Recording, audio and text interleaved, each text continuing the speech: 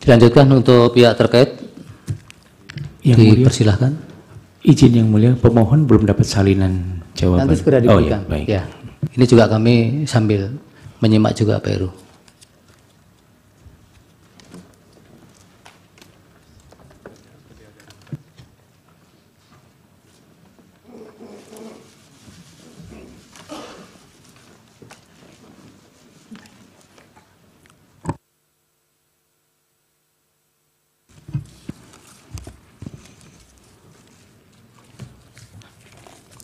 Selamat sore Yang Mulia Majelis Hakim Mahkamah Konstitusi yang kami muliakan.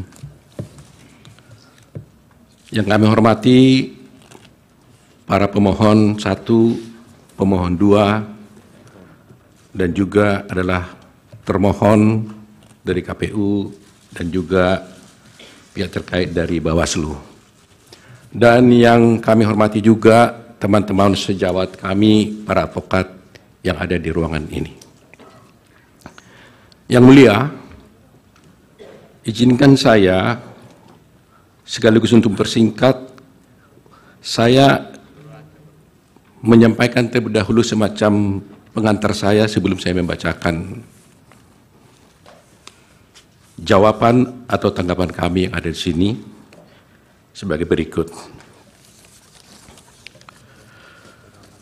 Yang Mulia Mahkamah Konstitusi dan hadirin sekalian yang saya muliakan, kita sudah mendengar permohonan paslon nomor 1 dan nomor 3 dalam persidangan ini. Apa yang disampaikan dalam permohonan tersebut, kita tahu penuh narasi-narasi dan asumsi-asumsi yang sedemikian rupa, yang terkesan untuk menggiring opini seakan-akan kekalahan dari para pemohon adalah karena adanya kecurangan pemilu. Narasi-narasi yang dikembangkan dan yang dibangun seakan-akan rakyat memilih Prabowo Gibran adalah karena kecurangan dan karena adanya bansos. Terus terang, hal ini sangat menyakitkan dan melukai hati masyarakat Indonesia dan menafikan hak mayoritas rakyat Indonesia untuk menentukan pilihannya dengan bebas. Karena rakyat Indonesia memilih Prabowo Gibran sebagai presiden karena mereka mencintai dan menginginkan Prabowo Gibran sebagai presiden dan wakil presiden Republik Indonesia. Pilihan tersebut dilakukan oleh rakyat Indonesia berdasarkan hati nuraninya. Jadi, kalau dituduhkan dan rakyat dituduh memilih karena adanya bansos, karena adanya kecurangan, itu melukai hati rakyat mayoritas Indonesia yang memilih Prabowo Gibran sebagai presiden dan wakil presiden yang mereka cintai. Yang kedua, pemilu kali ini adalah pemilu yang paling damai dan tentu paling baik, bukan paling buruk seperti yang disampaikan oleh para pemohon. Kalau pemohon dalam permohonannya menyampaikan narasi-narasi yang bersifat asumsi dan tuduhan-tuduhan kecurangan, maka kami, kuasa hukum Prabowo Gibran, tidak akan terpancing dan tidak akan terpengaruh dengan narasi-narasi dan diksi-diksi kecurangan yang dituduhkan. Tetapi kami akan tetap berpegang teguh kepada prinsip-prinsip kejujuran, profesionalisme, sehingga kami akan memberikan analisa juridis untuk membantah dalil-dalil pemohon, dan kami akan membantah dalil-dalil pemohon tersebut tidak dengan narasi-narasi yang asumsi dan asumsi-asumsi, tidak akan menggiring opini. Kami akan sampaikan secara jelas dengan argumentasi hukum disertai dengan bukti-bukti yang ada. Ketiga, bahwa kita tahu perkara ini seharusnya tidak diajukan ke MK, melainkan ke Bawaslu. Karena isi permohonan tidak sesuai dengan ketentuan Undang-Undang khususnya pasal 475 Undang-Undang Pemilu, sehingga dapatlah dikatakan permohonan pemohon tersebut adalah salah kamar. Demikian juga petitum pemohon juga tidak sesuai dengan hukum acara yang berlaku di Mahkamah Konstitusi. Karena kita lihat petitum pemohon telah menyasar kemana-mana, sehingga terkesan permohonan tersebut, petitum tersebut seperti petitum sapu jagat. Karena pihak-pihak yang tidak pihak pun di perkara ini telah dimintakan untuk diperintahkan oleh Mahkamah Konstitusi untuk dihukum atau diperintahkan untuk melakukan. Terakhir, kalau pemohon menuduh ada kecurangan atau pelanggaran pemilu, dan hal itu kami nyatakan tegas dalam persidangan ini, bahwa kami sebagai kuasa hukum Prabowo Gibran dan Prabowo Gibran menyatakan dengan tegas dan membantah hal itu tidak benar. Tetapi justru para pemohonlah, pihak pemohonlah yang melakukan kecurangan tersebut, dan kami akan buktikan di dalam persidangan ini nantinya. Demikian teman terkait yang mulia. Untuk selanjutnya kami tidak mengulangi lagi dari awal pembacaan kami. Kami hanya mengatakan bahwa kami bertindak atas nama Prabowo Subianto dalam perkara ini, yaitu dalam di mana telah kami sampaikan keterangan pihak terkait dalam perkara nomor 1 PHPU Pres 22 Romawi garis miring 24, dan kami lanjut langsung ke halaman 6. Yang mulia,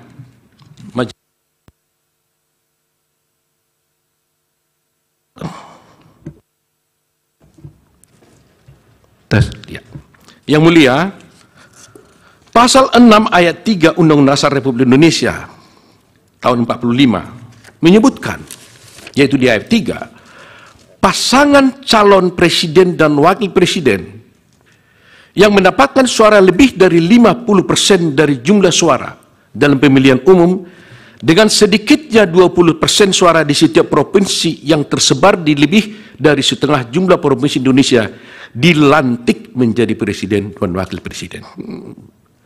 Berdasarkan norma konstitusi dimaksud, maka pihak terkait telah memenuhi persyaratan yang diamanatkan oleh konstitusi sehingga wajib dilantik menjadi presiden dan wakil presiden Republik Indonesia periode 2024-2029. Tingginya perolehan jumlah suara yang sah diperoleh pihak terkait sudah barang tentu menunjukkan adanya kepercayaan dan keinginan begitu tinggi dari mayoritas rakyat Indonesia di hampir seluruh wilayah negara Republik Indonesia, termasuk daerah pemilihan luar negeri, guna memberikan amanat kepada pihak terkait untuk menjadi presiden dan wakil presiden Republik Indonesia 2024-2029.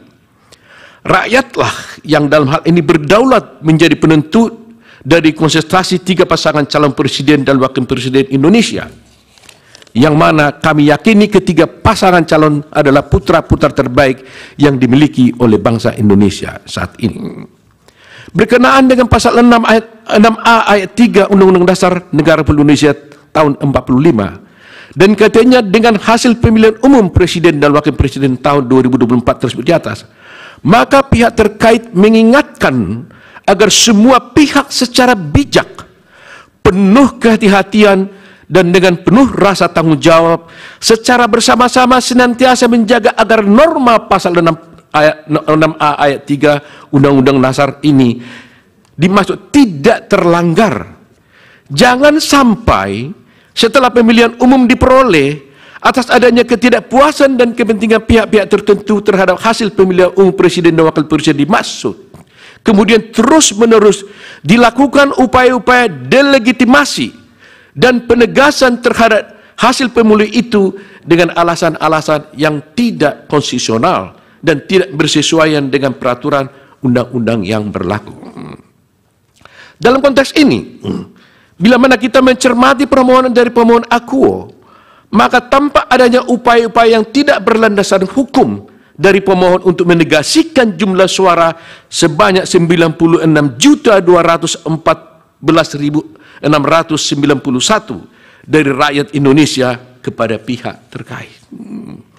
Hal ini atas alasan dalam permohonannya, pemohon berupaya agar Mahkamah Konstitusi kendati pun tidak menjadi kewenangannya untuk melakukan diskualifikasi kepada pihak terkait. Bahkan tanpa pemohon menguraikan mengenai berapa sesungguhnya jumlah suara yang benar menurut pemohon, sehingga mempengaruhi keterpilihan pihak terkait untuk kemudian dilantik sebagai presiden, sebagaimana ditentukan dalam pasal 6 ayat 3 Undang-Undang Dasar tersebut. Upaya penegasian oleh pemohon dimaksud merupakan suatu bentuk pengingkaran terhadap demokrasi yang sangat berpotensi melanggar norma pasal 6 Undang-Undang Dasar 45 atas alasan pasangan calon presiden dan wakil presiden sesungguhnya dilantik menjadi presiden dan wakil presiden Republik Indonesia karena memperoleh jumlah suara sebanyak tersebut di atas dan menang di hampir seluruh wilayah Republik Indonesia.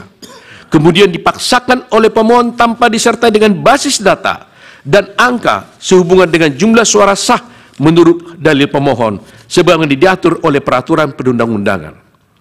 Bila mana kemudian didalilkan oleh pemohon bahwasanya diskualifikasi menjadi relevan karena isu pencalonan wakil presiden yakni Bapak Gibran Raka Buming Raka, tentulah dia tidak relevan.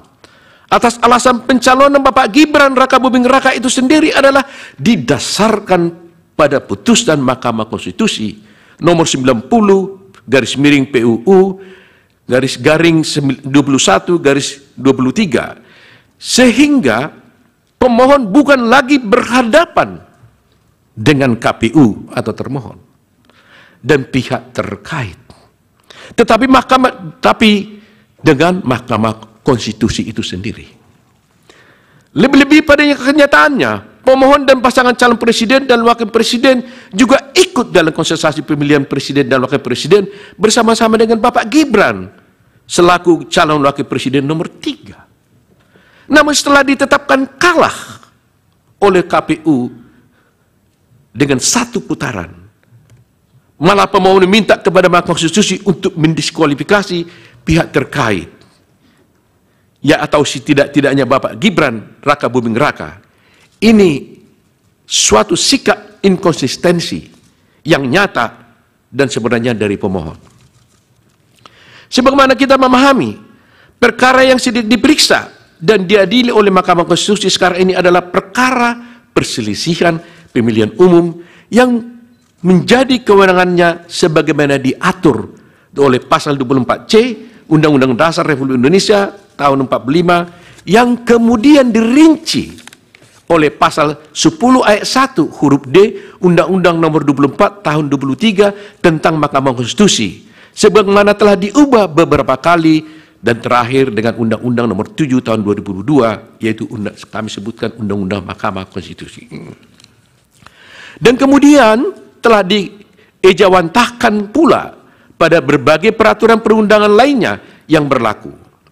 Bila mana kemudian kewenangan Mahkamah Konstitusi tersebut dikaitkan dengan konteks rezim pemilihan umum di Republik Indonesia, politik hukum dari pembentuk undang-undang, presiden dan DPR, sebagaimana dijawantahkan dengan Undang-Undang nomor 7 tahun 2017 tentang pemilihan umum, telah mengatur secara tegas dan jelas akan berbagai cara, penyelesaian, serta forum yang dipilih dan wajib ditempuh dalam hal terjadinya perselisihan sehubungan dengan pemilihan umum, baik dalam tahapan persiapan, penyelenggaraan, dan setelah dilakukannya pemilihan umum.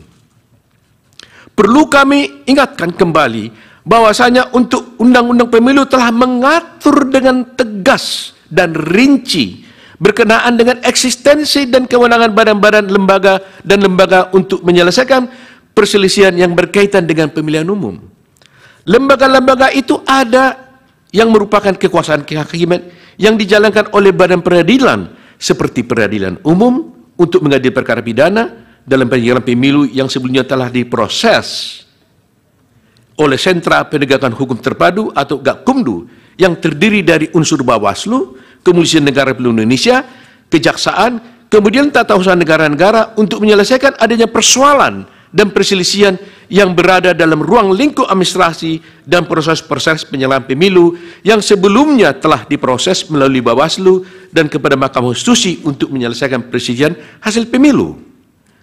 Selain daripada itu, Undang-Undang Pemilu juga telah secara tegas dan jelas memuat pengaturan mengenai lembaga-lembaga yang bersifat kuasi peradilan seperti Bawaslu dan kemudian dengan Dewan Kehormatan DKPP guna menangani pelanggaran kode etik oleh penyelenggara pemilu. Dengan adanya pembagian eksistensi dan kewenangan badan-badan lembaga peradilan dan kuasi peradilan tersebut di atas, maka tercipta pemilu yang teratur, adil, efektif, dan demokratis guna mengawal agenda ketatanegaraan dalam rangka pengisian jabatan-jabatan pada kekuasaan eksekutif dan legislatif yang tidak lama lagi akan berakhir masa jabatan dan tugasnya masing-masing. Sekarang yang menjadi pertanyaan adalah, apakah tepat bila mana pemohon membawa seluruh persoalan sehubungan dengan perselisihan pemilu, baik yang berupa administrasi pemilu, pidana pemilu, pelanggaran kode etik penyelenggara pemilu, seluruhnya kepada Mahkamah Konstitusi, yang kita tahu terbatas kewenangannya untuk mengadili perselisihan yang terkait dengan jumlah suara hasil pemilu. Lebih-lagi, jangka waktu yang ditentukan oleh undang-undang untuk memutus suatu perkara perselisihan pemilu adalah hanya 14 hari.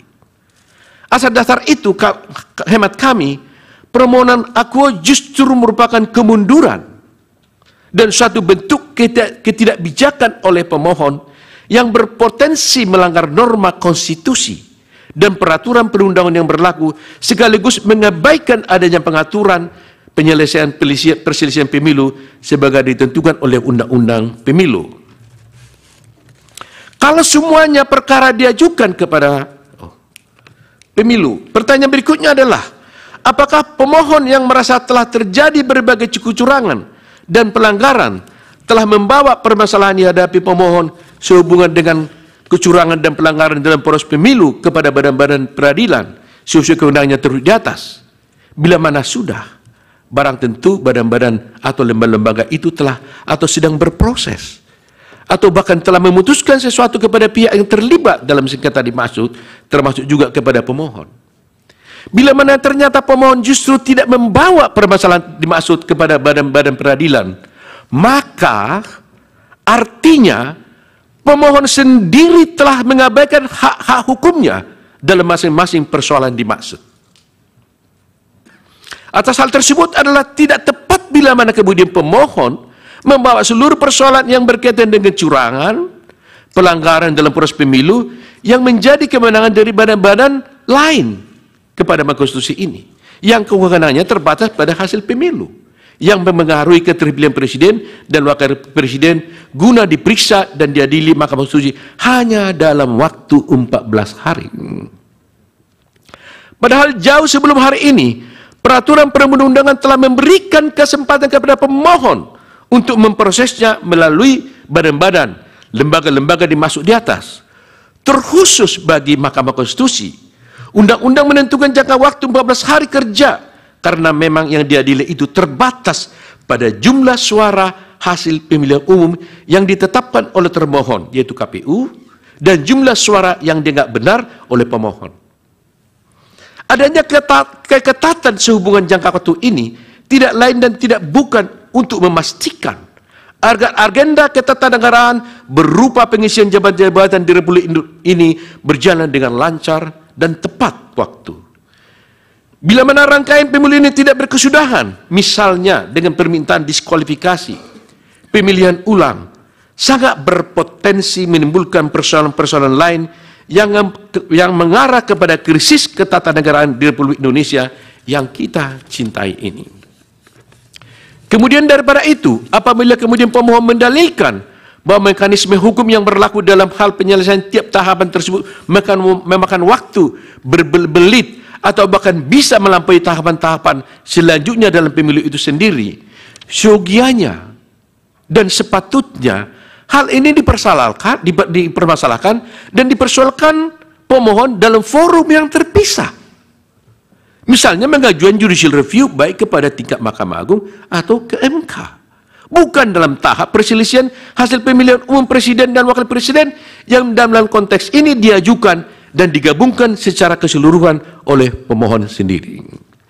Hukum memberikan keleluasaan dan koridor yang sangat luas kepada seluruh rakyat Indonesia, tidak terkecuali ke pemohon, untuk mempersoalkan bila mana dianggap ada ketentuan Undang-Undang Nomor 7 Tahun 2017 dalam hal penyelesaian persoalan mengenai pemilu yang dianggap merugikan hak konstitusionalnya atau diperkirakan akan merugikan hak pemohon di kemudian hari. Bahkan Undang-Undang Nomor 7 Tahun 2017 tentang pemilu ini telah berlaku dan diundangkan sejak tahun 2017. Lebih-lebih ketentuan ini telah digunakan, sekali lagi telah digunakan sebagai basis hukum penyelenggaraan pemilu tahun 2019. Artinya, pemohon telah cukup memahami kondisi dan aturan serta kaidah yang termaktub dalam undang-undang tersebut. Bukan kemudian setelah selesainya tahapan rekapitulasi suara dikalahkan, justru mempersoalkan aturan-aturan tersebut seakan-akan waktu tidak pernah berpihak kepada pemohon. Sebagaimana kita maklum, jabatan presiden dan wakil presiden Bapak Insinyur Haji Joko Widodo dan Bapak Profesor Dr. Kiai Haji Ma'ruf Amin berdasarkan konstitusi terbatas untuk jangka waktu 5 tahun dan akan berakhir tanggal 20 Oktober 2024. Pada waktu yang sama perlu dihindari adanya kekosongan barang sedetik pun. Maka presiden dan wakil presiden terpilih berdasarkan pemilu tahun 2004 harus dilantik sebagai presiden dan wakil presiden Indonesia. Namun demikian, bila mana perselisihan hasil pemilu kemudian tidak berkunjung berakhir sebagaimana yang dipaksakan oleh pemohon, maka bukan tidak mungkin agenda ketatanegaraan yang terpenting yang bagi bangsa dan negara Republik Indonesia ini akan terlewatkan atau tidak dapat terlaksana. Itulah yang menjadi esensi dari politik hukum dalam mengatur mengenai mekanisme dan jangka waktu penyelesaian perselisihan pemilu oleh masing-masing badan-badan lembaga tersebut di atas. Semata-mata untuk memastikan agenda ketatanegaraan Republik Indonesia dapat berjalan secara tertib dan tepat waktu. Bila mana tahapan pemilu akuat diulang sebagaimana dikehendaki oleh pemohon, maka pemilu ulang yang demikian itu tidak pula ada landasan hukumnya, baik dalam Undang-Undang Dasar 45 maupun dalam Undang-Undang Pemilu. Hal-hal semacam ini sangat penting menjadi bahan perhatian kita bersama dalam membangun bangsa dan negara.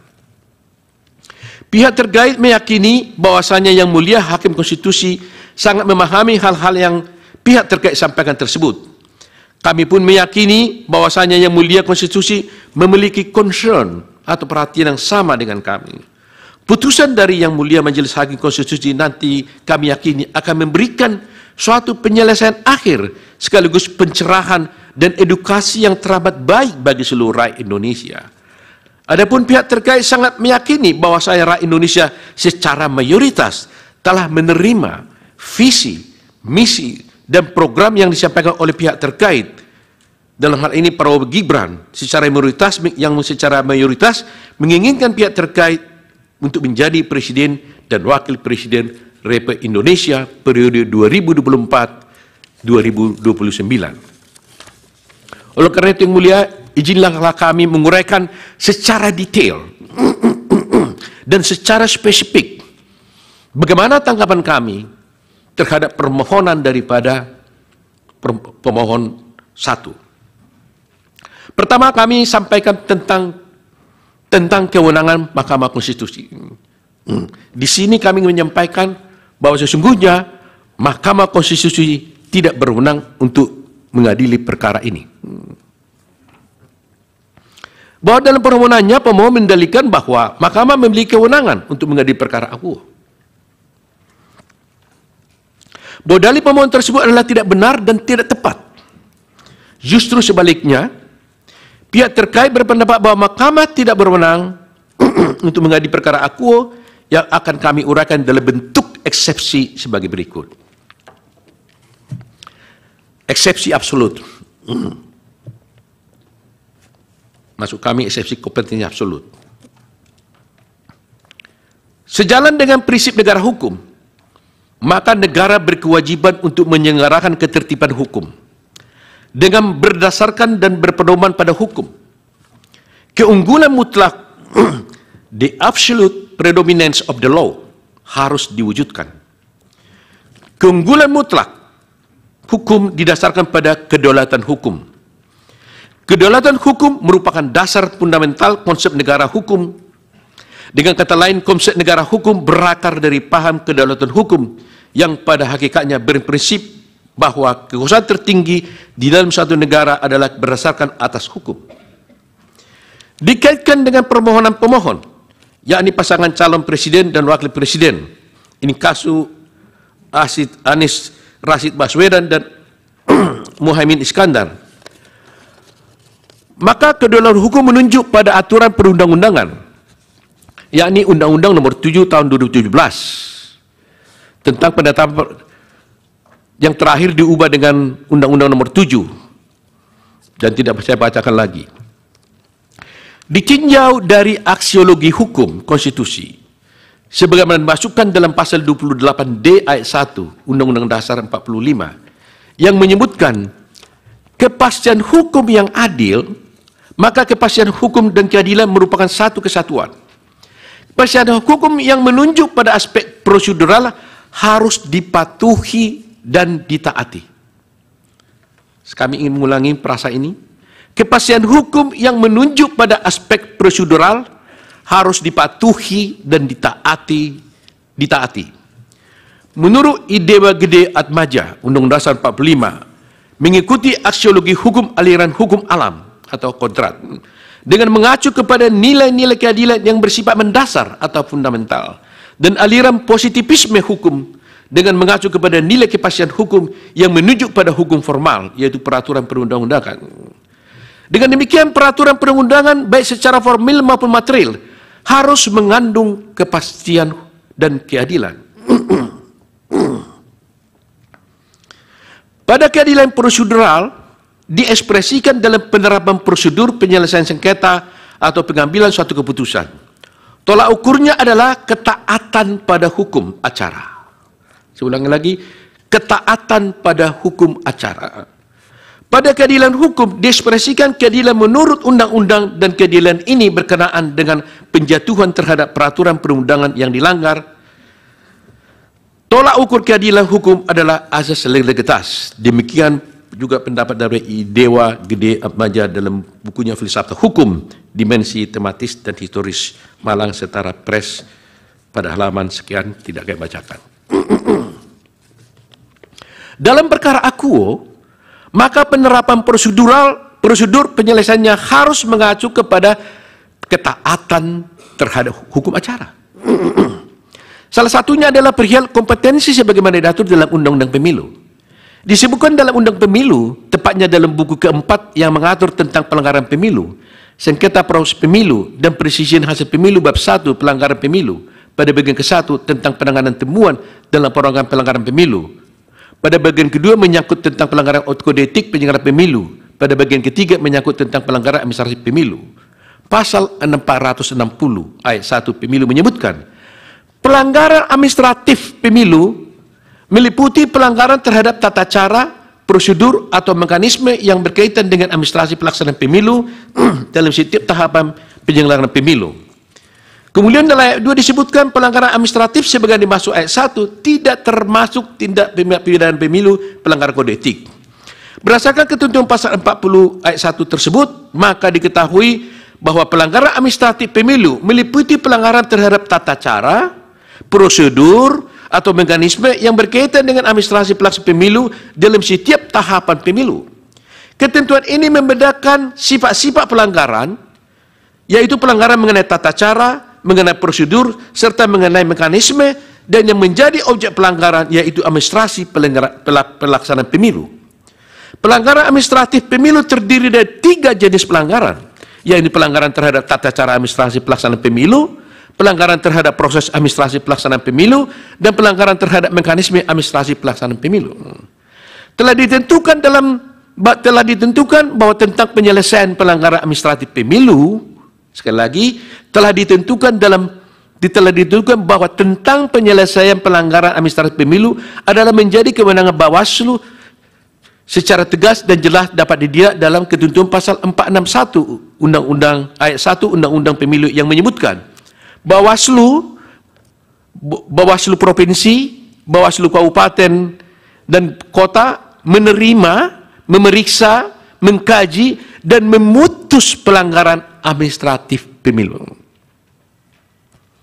Menyangka putusan Bawaslu tentang penyelesaian pelanggaran administratif pemilu telah pula ditentukan secara limitatif sebagaimana ditentukan pasal 61 ayat 6 Undang-Undang Pemilu yang menyebutkan bahwa putusan Bawaslu provinsi, Bawaslu kabupaten kota untuk penyelesaian pelanggaran administratif pemilu berupa perbaikan administrasi tata cara dan selanjutnya teguran tertulis, tidak diikutkan dalam tahapan tertentu dalam pelanggaran pemilu, sanksi administratif lainnya sesuai dengan ketentuan dalam undang-undang ini.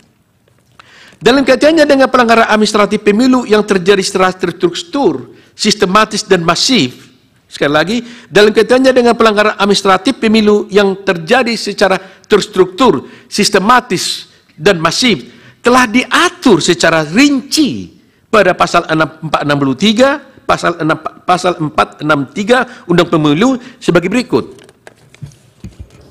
Dianggap dibacakan itu. Tunggu dibacakan.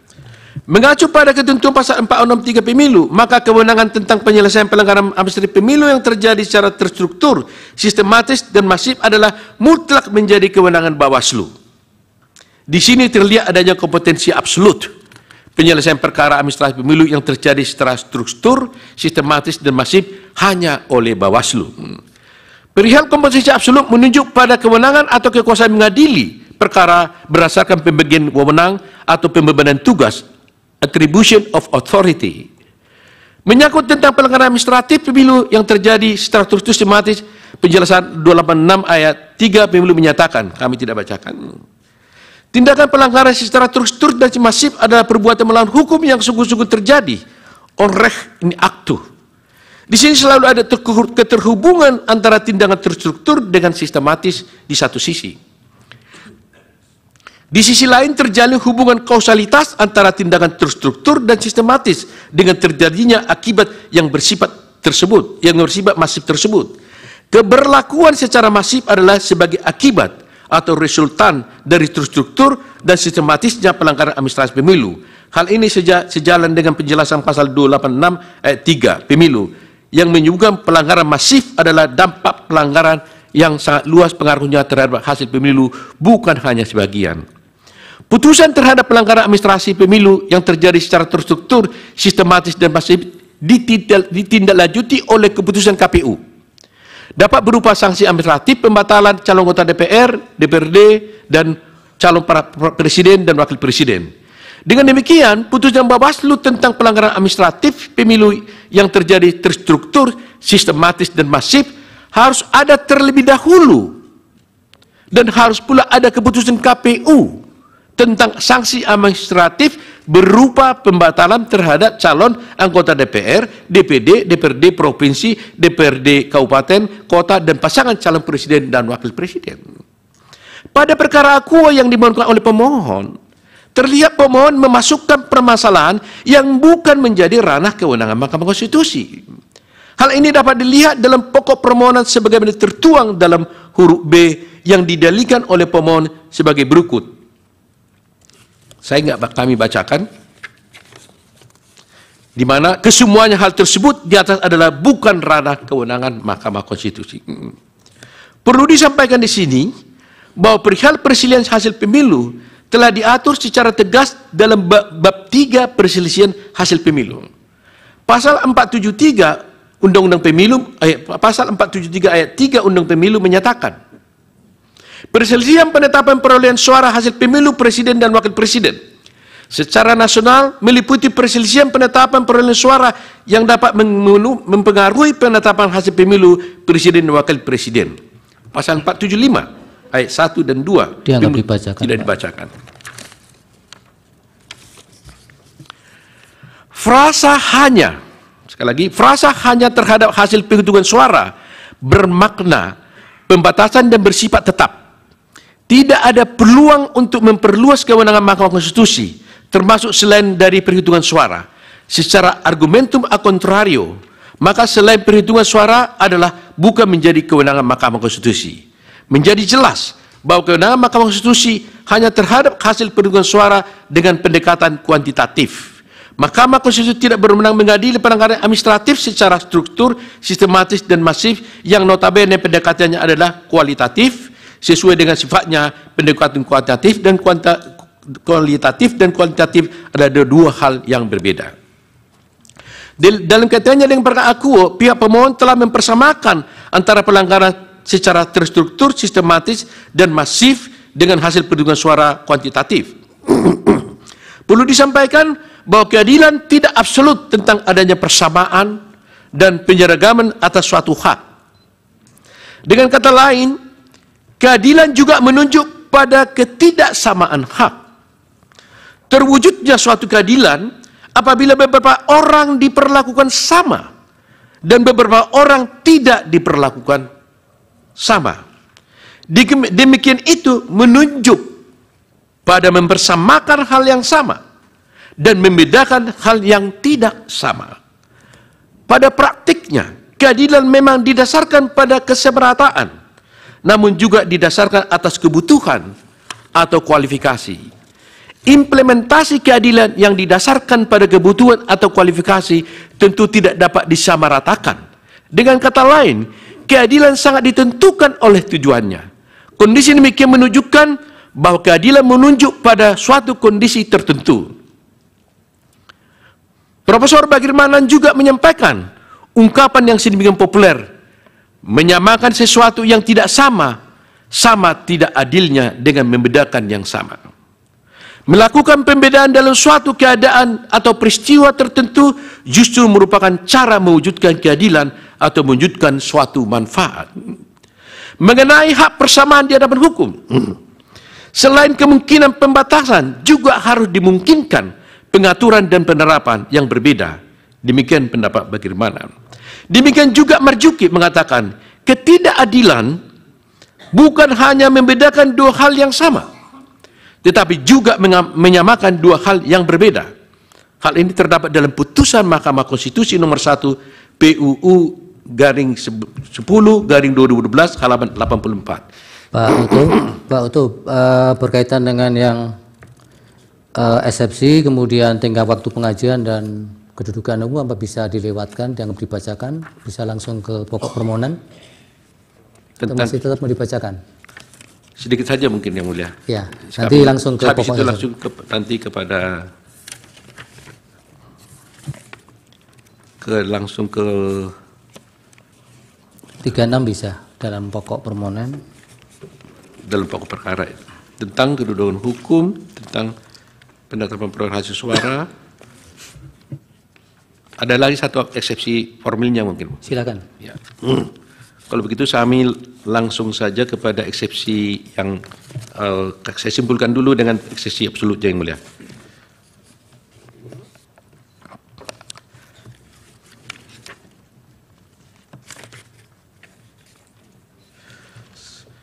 Menurut Aristoteles dan Aquinas, perihal pemberian proporsi yang seimbang adalah bentuk keadilan distributif. Keadilan distributif memberikan proporsi yang sama sesuai dengan kedudukannya dalam pandangan hukum publik secara umum. Perimbangan menurut teori keadilan Aristoteles menunjukkan pada suatu kondisi di mana kesamaan hak itu haruslah sama di antara orang-orang yang sama.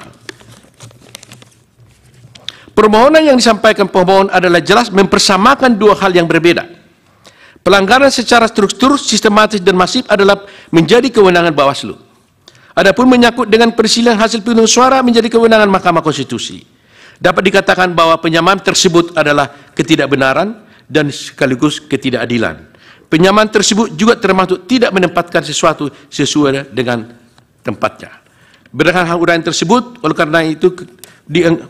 karena yang dipersoalkan pemohon dalam permohonannya adalah mengenai hal-hal di luar dari perhitungan suara, maka permohonan pemohon bukan menjadi kewenangan dari Mahkamah Konstitusi. Mengenai kedudukan pemohon juga kami lewatkan, karena intinya kami hanya menyatakan di situ bahwa pemohon tidak punya kedudukan hukum dalam mengajukan gugatan ini.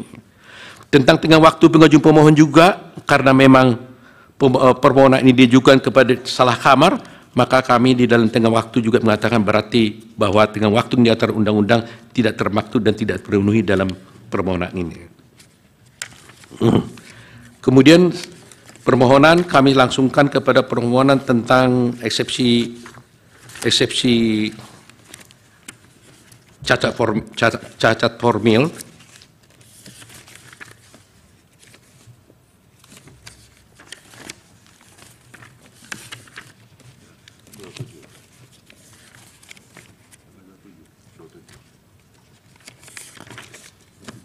Baik. Eksepsi cacat formil. Eksepsi ini kami ajukan karena tidak sesuai dengan peraturan undang-undang. Kami tidak bacakan lagi pasal 45, undang-undang 45, undang-undang pemilu dan sebagainya. Pasal 475 mengatakan bahwa tidak saya bacakan. Kemudian pasal 75 disebutkan dalam permohonan yang diajukan pemohon wajib menguraikan dengan jelas. Jadi di sini ada aturan yang sudah baku di dalam pasal 75 Undang-Undang Mahkamah Konstitusi bahwa dalam permohonan yang diajukan pemohon wajib menguraikan dengan jelas tentang kesalahan hasil perhitungan suara yang diumumkan oleh pemilihan umum dan hasil perhitungan yang benar menurut pemohon. Permintaan untuk membatalkan hasil perhitungan suara yang diumumkan oleh komisi pemohon dan menetapkan hasil perhitungan suara yang benar menurut pemohon. Dalam hal ini, ternyata pemohon tidak pernah mengajukan dalam permohonannya mana yang benar menurut pemohon penjara perhitungannya dan mana yang salah menurut pemohon terhadap perhitungan dari KPU itu. Kemudian di dalam PMK Mahkamah Konstitusi secara tegas limitatif juga diatur bahwa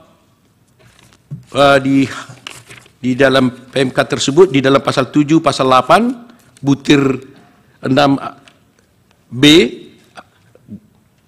poin 4, disebutkan pokok permohonan, saya ulang ini, pokok permohonan memuat penjelasan mengenai kesalahan hasil perhitungan suara yang ditetapkan oleh termohon dan hasil perhitungan suara yang benar menurut pemohon. Ini sudah tegas diatur. Bahkan di petitum pun juga disebutkan. Petitum itu harus memuat permintaan untuk membatalkan penetapan perolehan suara hasil pemilu oleh termohon dan menetapkan hasil perolehan suara yang benar menurut pemohon. Dalam kasus ini, dalam permohonan pemohon tidak menyebutkan dalam petitumnya mana yang suara yang salah dan mana perolehan suara yang benar menurut pemohon. Sehingga dengan demikian, permohonan daripada pemohon telah cacat formil, tidak memenuhi prosedur yang diatur di dalam PMK nomor 4 tahun 2003 dan juga yang Prabowo dan PMK nomor 2 tahun 2024.